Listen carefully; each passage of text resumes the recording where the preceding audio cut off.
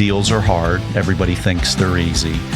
But once you close and you now have to get into integration, which includes communication to employees, communication to customers, growth, strategy, egos, fear, emotion. You've had a front row seat in probably, 80 of those. Every deal is different.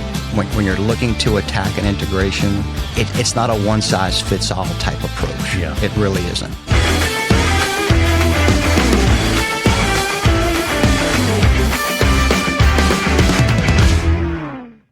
Welcome to the Deal Factory. I'm your host, Jeff Harkness. The Deal Factory is sponsored by 3PG Advisors, and each week in studio, we invite leaders, founders, CEOs that are involved in growing companies boldly and then exiting brilliantly. Today in studio, this has been a long time coming, folks. I have a Hall of Famer in the landscape industry, Ed Bates.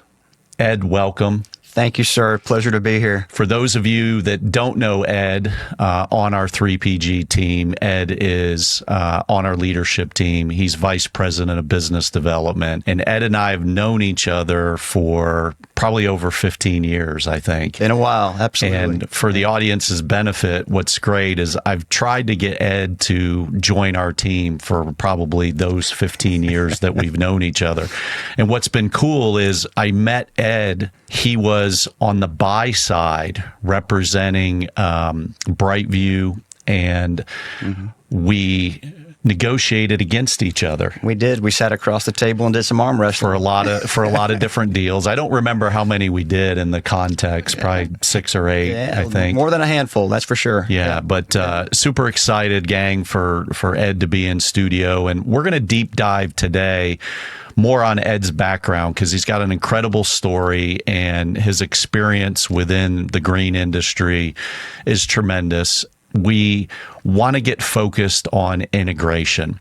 With the volume of deals that are happening from a sell side perspective, buy side, as we've talked in previous episodes, integration is key, and we're continuing to see, Ed, some successes and failures with integration, and it's sort of the secret sauce. So it is. We're going to deep dive on that. We're going to have a lot of fun, and it's great to be in studio. Absolutely. Thanks for having me again. This is going to be fun. Awesome. So let's start with this. A lot of people don't know your story, and it's a great one. And it's an interesting journey because you kind of started in the public accounting world. So jump in here and go all the way back and kind of bring us to present day. Some rough days back in public accounting, no doubt about that. But definitely, as any typical college graduate with an accounting degree, jumped into public accounting, spent 5 years there. And quite frankly, it was probably 5 years too much. But, ultimately, look, I was very blessed, a great team, learned a tremendous amount, but, learned probably in year 3 that was not the long-term goal for me to stay in public accounting. So left public accounting, went into retail, service industries, CFO in a service industry for a while. And I had an acquaintance who used to work with that became a recruiter, and he said, "Hey, I've got a great opportunity for you. Your interpersonal skills, your love for the business side of things, growth, all those elements.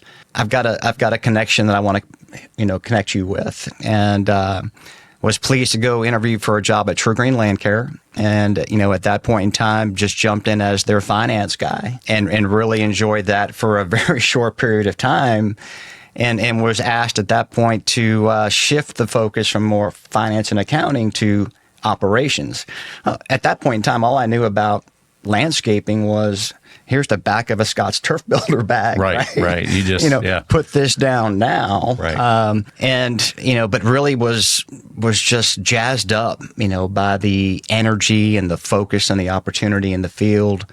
So went out and learned the business, started running a branch. So was this, I want to jump in and ask. So are you in Texas at this point? In Texas, yes, sir. Okay, so you're in Texas, you come out of public accounting, you hop into a finance job, and then one day they just come to you and say, hey, we need help. We need help in operations. Yep. And they pull you in that way. Pull me in that way. That was the hook, all right? Okay. And was bit from there forward. Had a lot of fun, great team, great support.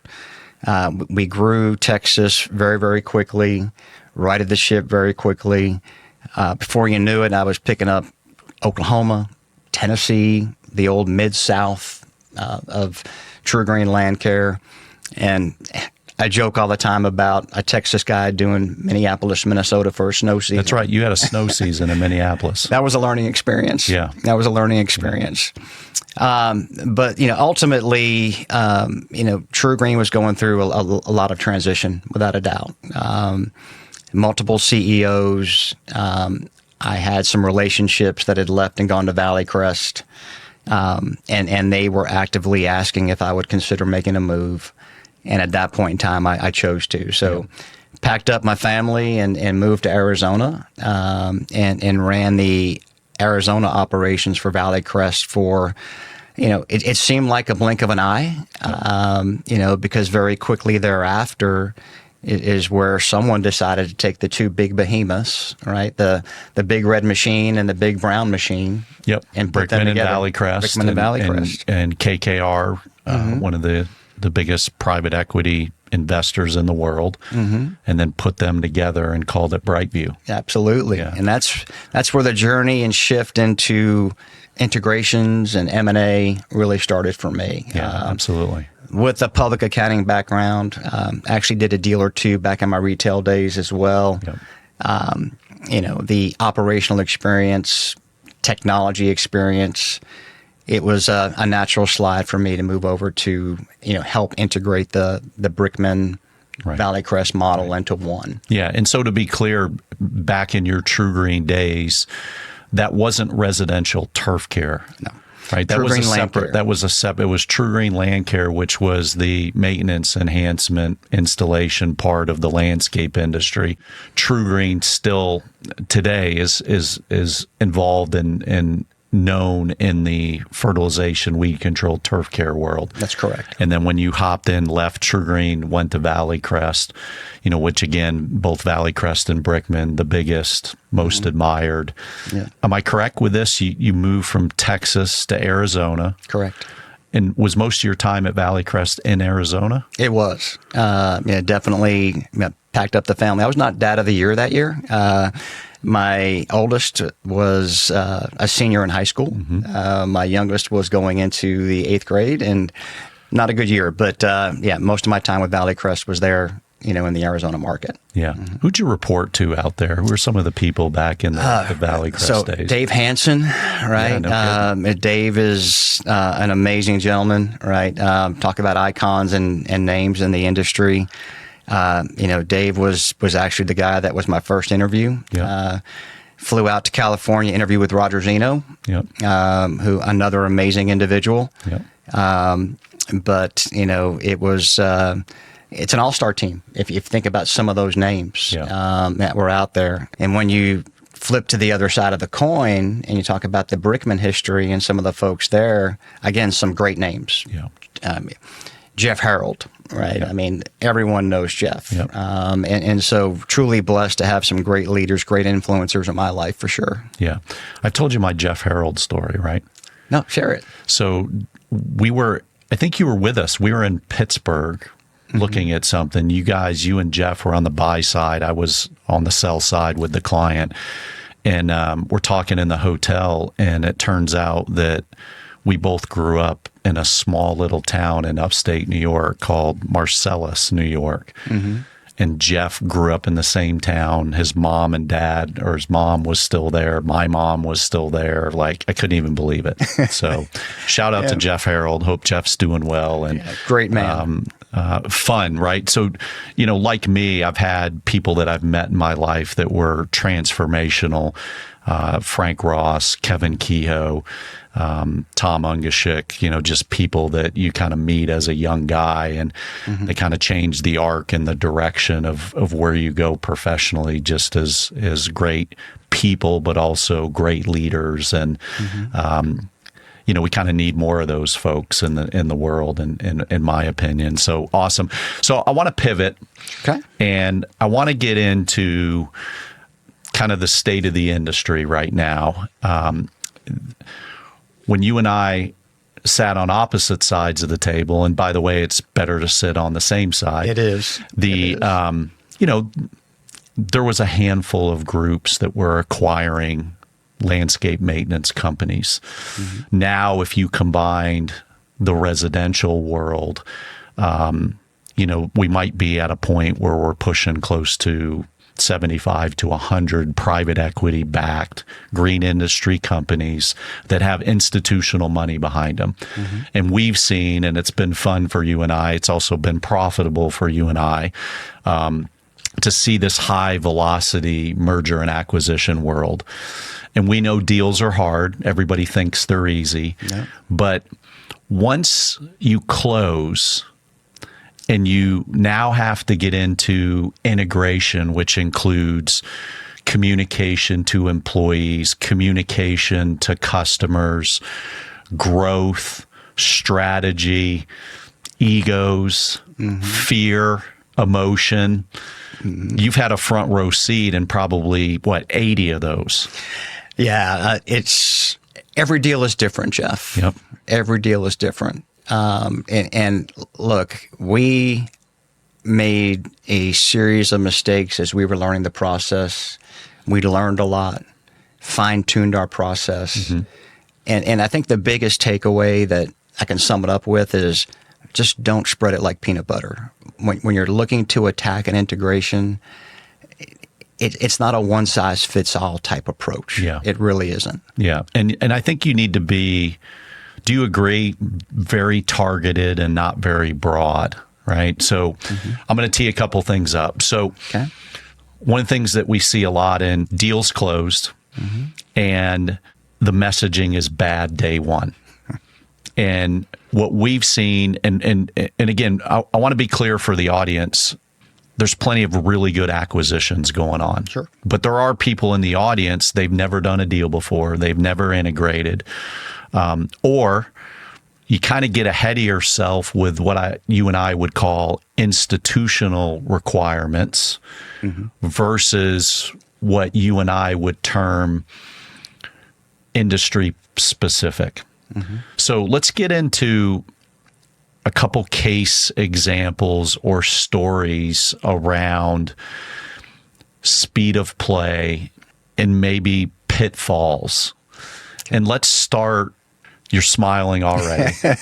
Let's just start with this day one messaging. Can you talk about messaging and emotions when you close a deal when it comes to employees and customers? You got to start with employees first, right? Is that fair? So just talk through that a little bit. Yeah, I think it's important to understand that communication doesn't start on day one. If it starts on day one, you're too late. Correct.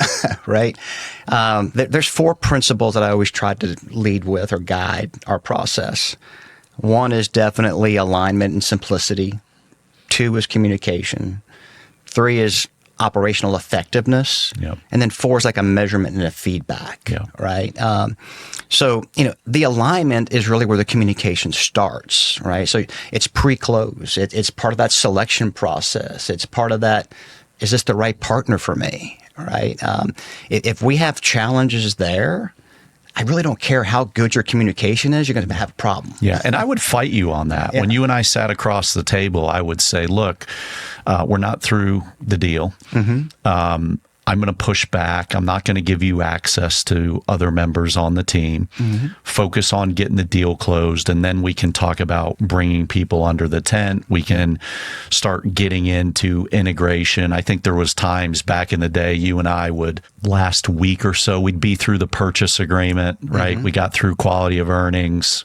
We're kind of working on disclosure schedules, and then finally I'd say, okay, let's start talking about integration. Yep. You know, I don't know that I ever cursed at you in a room.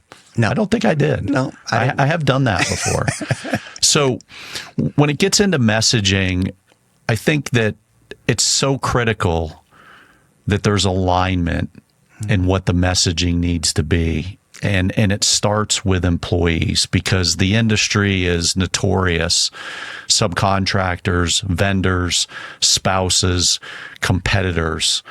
It's very gossipy. No doubt. And somebody thinks that they know what's going on, and they hear something, and then it could be extremely awkward, whether you're an employee or a customer, to hear something secondhand when I wanted to hear it from you. So I think the first thing that Ed and I are big believers in is we want to be really intentional with the messaging and understand this. The psyche of employees are the following. 1, are you going to change my pay? 2, are you going to change my benefits? 3, am I going to get a new boss that's a jerk? 4, how much change is coming because we're creatures of habit and I'm comfortable doing what I need to do every day in the business. I have a cadence, I have a pace. Then here comes Ed Bates, backed by an institutional partner or sponsor, and you're just going to start rocking the boat. And the first thing you want to change is benefits. Like, let's get into some of that back office stuff, including systems. So step back. We've closed the deal. You've already been pushing me, the seller, to start talking about integration, bringing people under the tent. What do you believe has to happen first, and where do groups get out in front and get in trouble, either with messaging or too much change in back office accounting administration? Yeah, I think the messaging is where people can get off track very, very early, right? And I think not being strategic and thoughtful about how you're going to do that is critical. Number 1, you don't tell everybody at the same time. I always had a rule, never tell everybody on a Friday or anyone on a Friday. Man, can you say that again? Don't have that conversation on a Friday. And then they go home and they stress and freak out over the weekend with stuff that's factually incorrect. Correct. I forgot about that one. Like, that's in the toolbox. That's a big one. Yeah. Right. 3 is, don't assume that position equals influence inside the organization. And it's critical to make sure that you understand who those drivers are. Like, success in a transaction is really simple to me. A year from the date of close, you have all the employees plus more because you grew the business. Yep. A year from the date of the close, you have all the clients plus more because you grew the business. And if you have A and B, financial performance should be there. Yeah. Right? Missing it with the people up front is a disaster. Yeah. It's tough to recover. So understand who those leaders are inside the organization, and make sure that you have that communication with them first. Do you believe that it's important, again, deal's going to close, you're in the home stretch, last week or 2, you've been talking about messaging and communication. I love what you said. Show up one day, here we are, we're the new partners or groups. Do you believe for a founder, seller, that it's important for them to pull in their leadership team and actually have a meeting with the organization, or at least a portion of the organization, before you come in, the new investor, buyer, et cetera? I do, right? It's almost like intimate and respect, right? Absolutely right. Look, you're about to, look, so many of these folks have been with you for 15, 20 years, and all of a sudden, I'm selling the business. And here's this guy, right? Yeah. Who I don't trust. I don't know. I don't know. Yeah. Right. Yeah. And I've invested everything with you for so many years. So critical that, you give them that respect and you sit down and have that conversation with them, allow them to process it, allow them to come back with questions, and then let us all respond to them together. Yeah. Right. And then, once you have that alignment and everyone feels good about it, then you have the message with the broader team. Right. And again, understand that buy-in is so critical. They may not look at the CEO or the CFO or the COO or an account manager when the announcement's being made. They may look at the crew leader. That's right. Right? That's who's respected inside that organization. So we have to make sure that the messaging is clear. It's tangible. Yeah. Meaning, what does it mean to me? How is it going to change my life? And if we can stay focused on that, we've got a good chance of success. Yeah, it's really well said. And I haven't thought about that you begin to get in a room and it's not necessarily, you're trying to identify who the influencers are and who are the leaders that aren't necessarily at that leadership level. Correct. Yeah. Yeah. That's really well said. How about the new hire process? So you and I in our days when we were on opposite sides of the table, and even today, we do believe in an asset purchase deal. Mm-hmm. There's a lot of disruption there from a legal perspective, from a hiring perspective. We do believe in a transition services agreement. Mm-hmm. If we're doing a straight stock deal for legal purposes, there's less friction, disruption there. Mm-hmm. What's the strategy?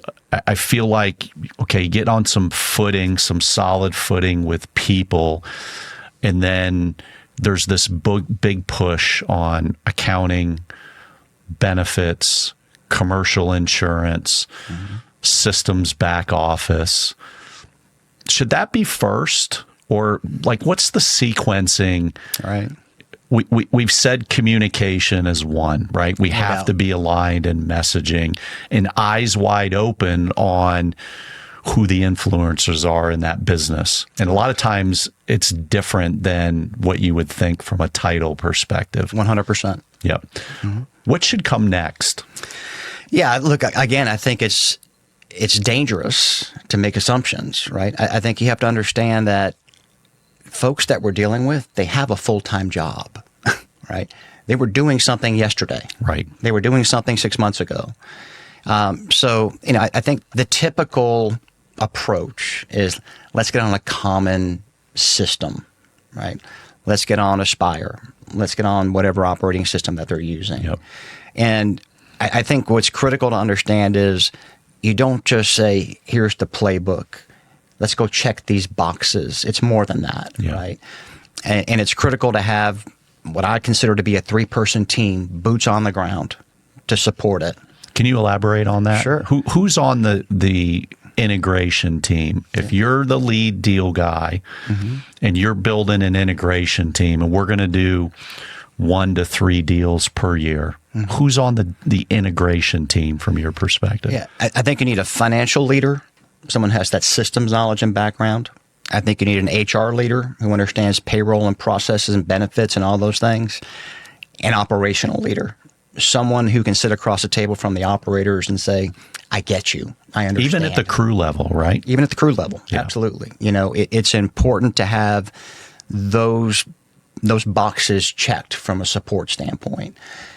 90% of the issues that pop up in an integration fall into one of those 3 buckets, right? Yeah. It's financial, it's operational, it's employee benefits, comp, HR. Right.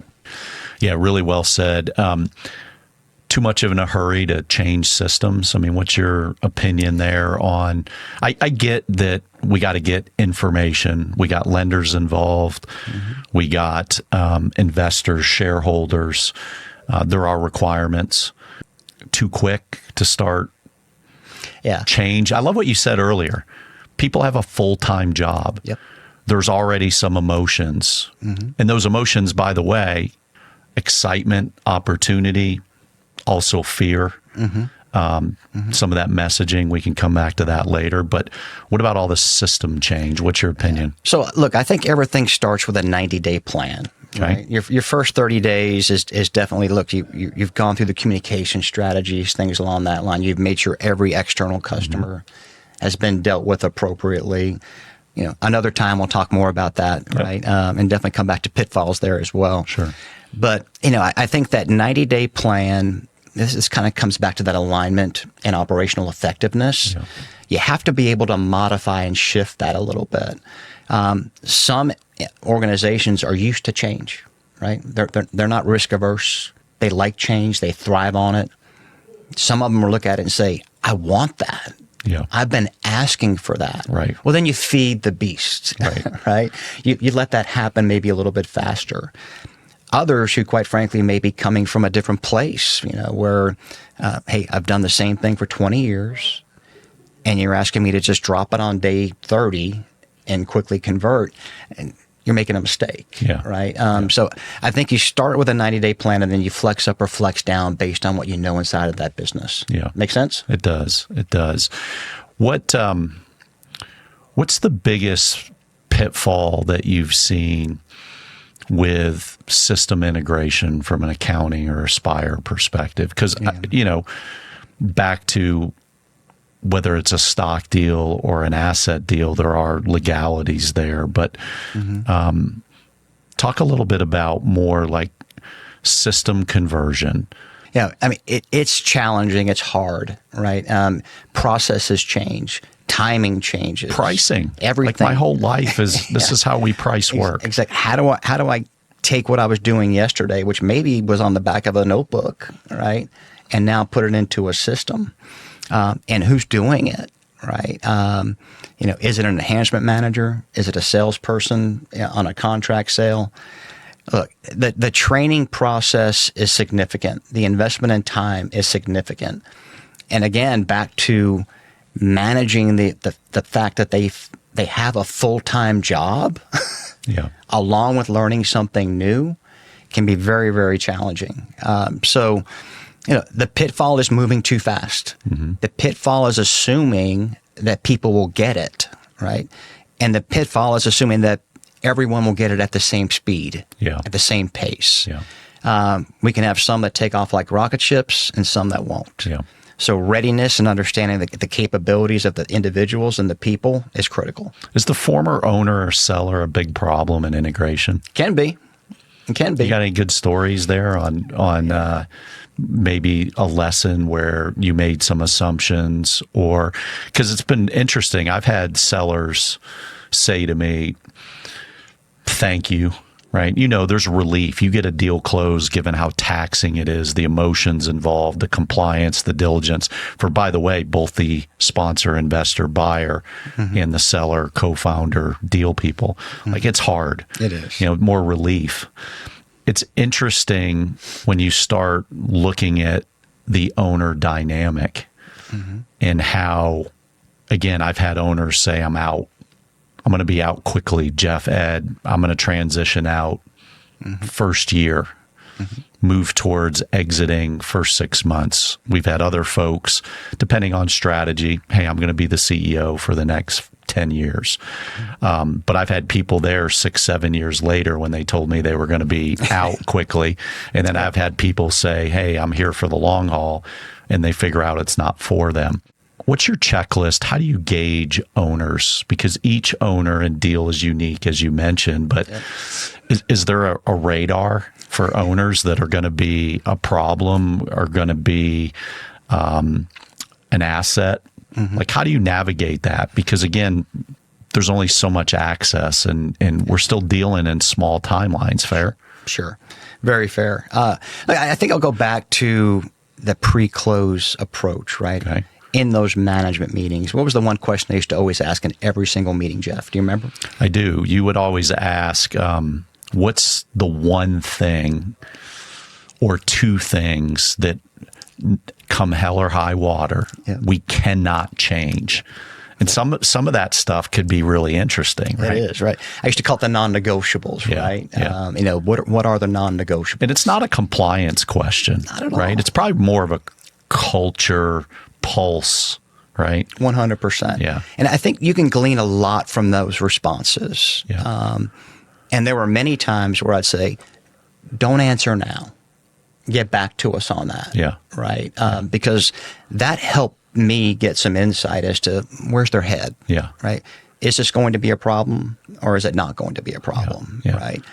And so, look, I wish there was a crystal ball where I could predict 100%, but I really was able to glean a lot by asking those questions and diving into that. Right. Yeah. But I will say this, right? If you have an owner who was 100% bought in, totally aligned with what you're doing, whether it's for a year or their intention is to stay for a long time, the rate of success goes up substantially. Yeah. When they're bought in, it goes well. Yeah.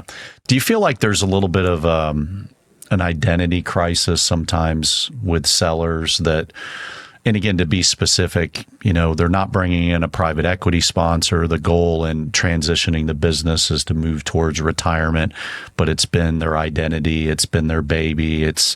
You feel like there's almost a reset. Like I got to find myself again in kind of the 2.0 or 3.0 version. And how do you navigate that? Sure. Look, again, successful people, I'm sorry, they have ego, right? They have ego. Yeah. And so now I'm letting go what's been my purpose. Yeah. You use that word all the time. Yeah. I have to redefine what that purpose is. And it might be in that same environment, but I'm carrying a different torch than I was yesterday. Yeah. But it may be something totally different. Yeah. Right. And so I think it's important to understand what's your goal, what's your objective, where do you want to be, what is your purpose, what's your future. Yeah. And let's talk about how we can make that work together. And again, that's part of your pre-work process, is it not? Correct. Yeah, absolutely. All right. Let's talk customer communication and pitfalls with customers. A lot of anxiety with sellers and how do I message and communicate to customers? Obviously, concerned about retention. Let's talk customer communication, do's and don'ts with maintaining customers as part of a transition. Like we said before, right? It's part of the success formula. Keep all the customers, right? Yeah. So how do you do that? Number one is we don't do a blast email out to everyone. For some customers, an email may suffice. For most, the answer is no. Right. Right. So it's so impersonal and so like you're not really important in a world of texts and emails and right.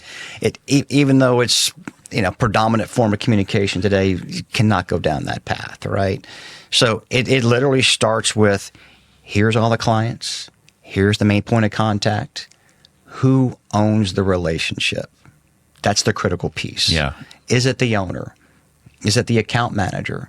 Don't be surprised if it's the production manager. Right. I've had some where it's the crew leader.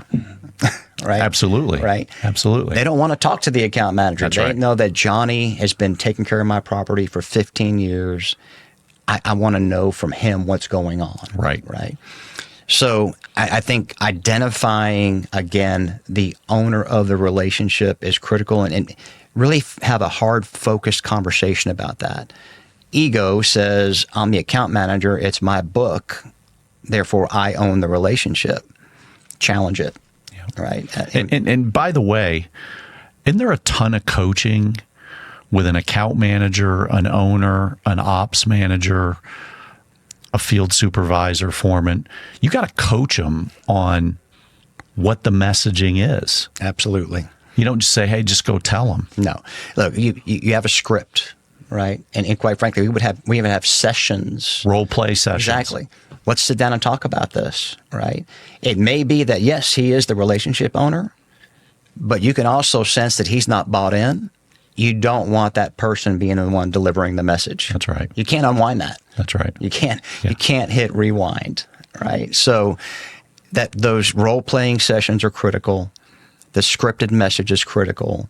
You have to really assess, is this the right person to have that communication? And then follow up as well, right? So it's more than one, right? Some it's a phone call, it's an email, and an in-person. Some it's multiple in-person meetings. But it's all about making sure that, I used to use the phrase all the time, business as usual. Yeah. Right? Don't say nothing changes. I hate that. Right? Yeah. But I hate business that. as usual. Yeah. And that means that we're going to have those multiple touch points. That means we're going to talk about the issues over and over again. And the big thing for us is, from the customer's perspective, I'm still talking to Johnny, and Johnny's still here, and I'm still getting the same quality service delivery. And don't assume, again, that relationship is tied to a box on an org chart. Yeah. Helpful?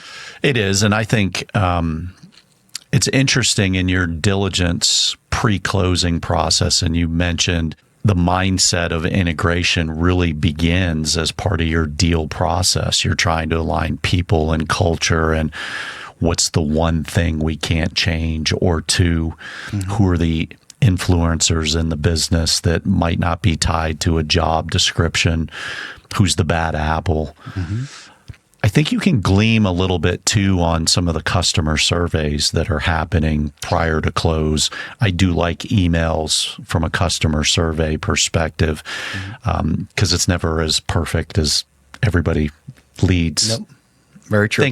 Thinks that it is, or is communicating it is. We're perfect, yes. And then aren't there so many touches with that customer that become intentional for you in the first 30, 60, 90, 120 days? Kind of like, is it fair to say, Ed, that the cliche of no news is good news is really wrong? Absolutely. It is really wrong, right? I'd always say, don't allow a vacuum, because someone's going to fill up the space. Yeah. And, we talked earlier about the grapevine and controlling the message. If we're not doing it, someone else is, and they're going to do it to their benefit. Yeah.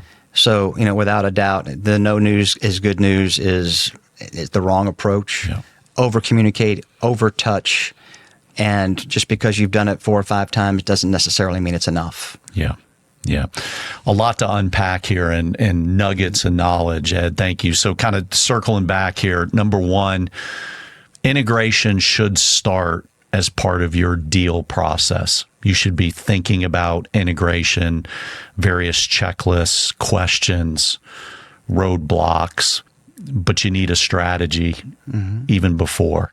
Second is, you like a 3-person integration team. And that's in addition to you, the leader. You're the quarterback. You're the lead deal guy.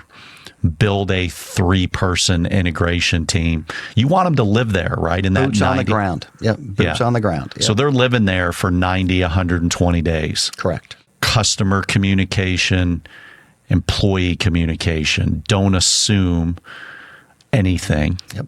And the more intentional you are with that messaging, if you're not intentional with that messaging, your competitors, your vendors, your subcontractors, your employees, family members can create messaging, emotions, anxiety, because they don't know the facts. If you don't control the messaging, somebody else is. Absolutely right.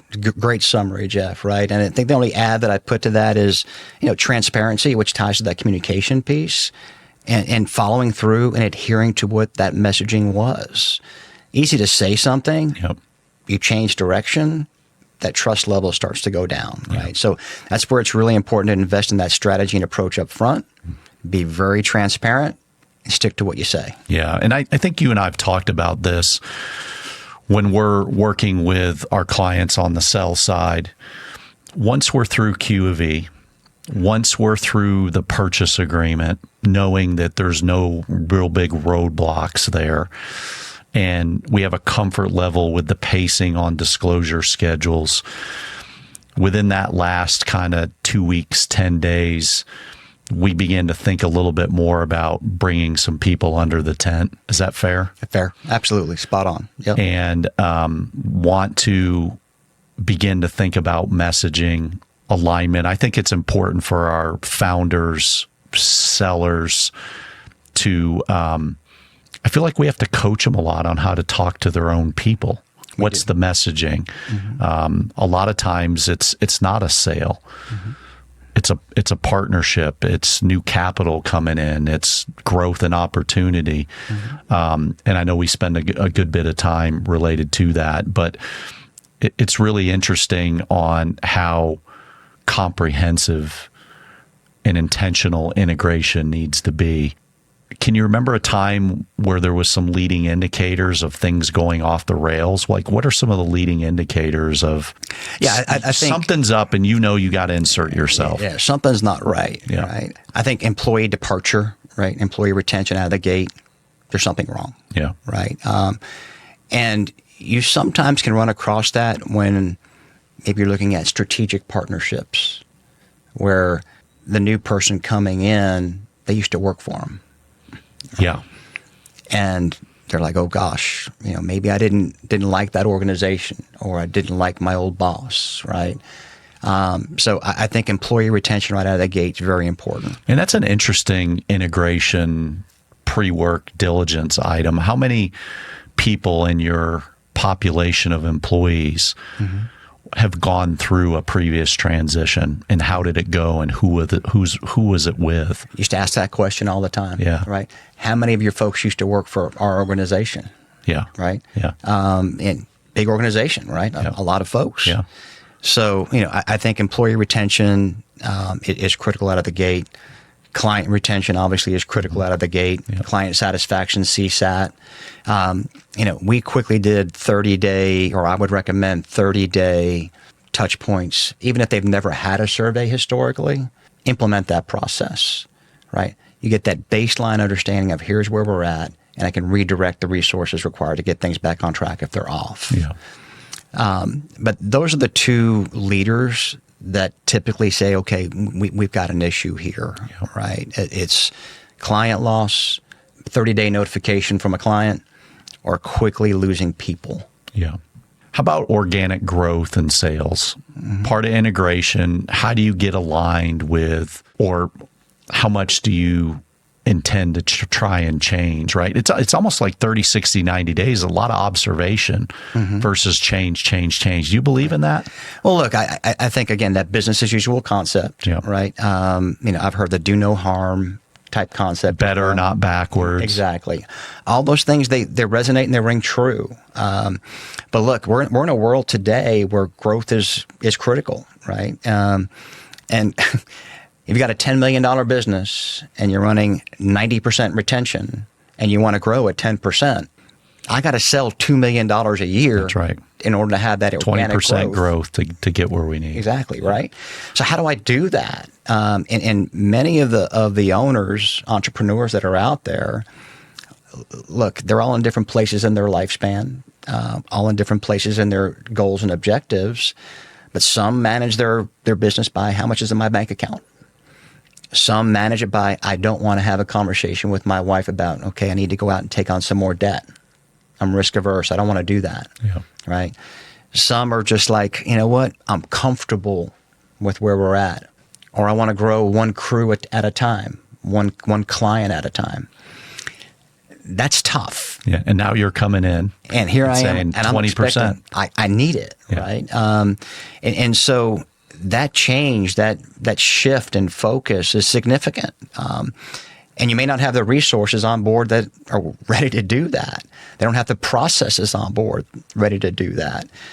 But I will say this, you need to, right? Yeah. Organic growth is critical. It's the engine. Absolutely, Yeah. right? Everybody gets deals are sexy, but organic growth is the engine. Yeah, without it. And retention. Absolutely. Well, again, they go hand in hand, right? You look at the three legs of the stool of growth.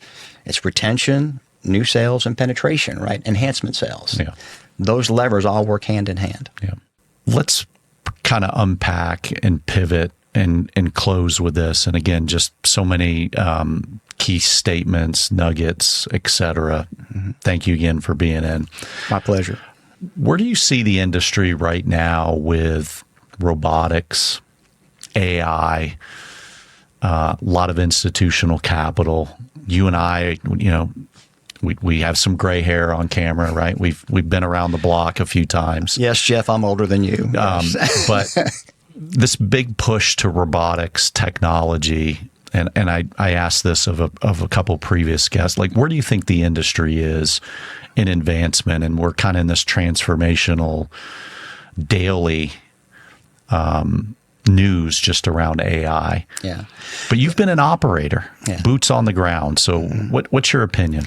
Yeah. I always go back to a baseball analogy when I'm talking about where do I think we are, right, in the game, so to speak. I've been looking at talking about robotics, automated mowers, things along autonomous mowers, things along that line for years. And here's the thing with technology, right? No one catches up, right? They leapfrog, right? Yeah. So the bar continues to get reset. That bar needs to continue to get reset, right? Yeah. I think we're like in the third or fourth inning, right? Okay. We're early on in the game. We have a lot of work to do.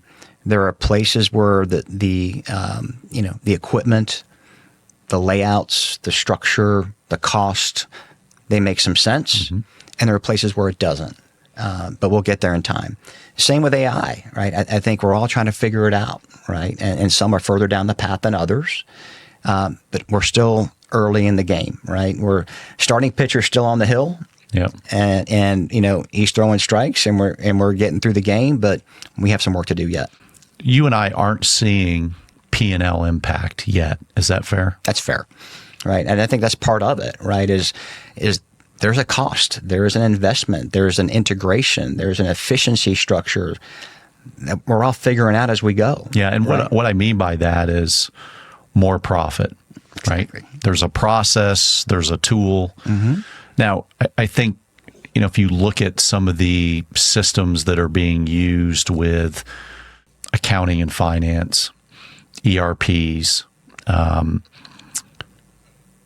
stuff supporting the front end sales process, but when we look specifically around labor management, mm-hmm. I don't think we're there yet. No. Right? No. It's just currently being redeployed, and that cost is that cost. Yeah. Yeah. Well said. Well, listen, great to be in studio. Integration is difficult. It's a hot topic. I love what you said today about the pre-work, have a 90, 100-day written plan and checklist. It's still about people. It's all about people. I think that this push for disruption and change, there needs to be a timeline and a strategy there. And, for the audience, I'll just close with this. Nobody cares what you say. No. When it comes to integration, nobody cares what you say. They want to see how you act and are you good for your word. It's why nothing's going to change it's a bullet. It is. It is. So, well, listen, I know that you and I are working through a series of future podcasts where we get super granular with that integration checklist, mm-hmm. super granular on various skill sets of your 3-person integration team, very granular on timelines. And then again, I think, how do you handle your seller and founder? Mm-hmm. Communication, more specifically with clients, communication and priorities with employees. Probably a 3-part series. So looking forward to it. Absolutely. Yeah, great to be in studio. Thank you so much, Ed. Appreciate all your work and leadership. And hey, listen, we're out there on Spotify. We're out there on YouTube. Hop in, join, and become a regular listener to the Deal Factory. You can find Ed on our team. Super proud of all his leadership and work at 3PG Advisors, and we'll keep the ball moving. Thank you, sir. Thank you, sir. Take care. Take care. Thanks, everybody.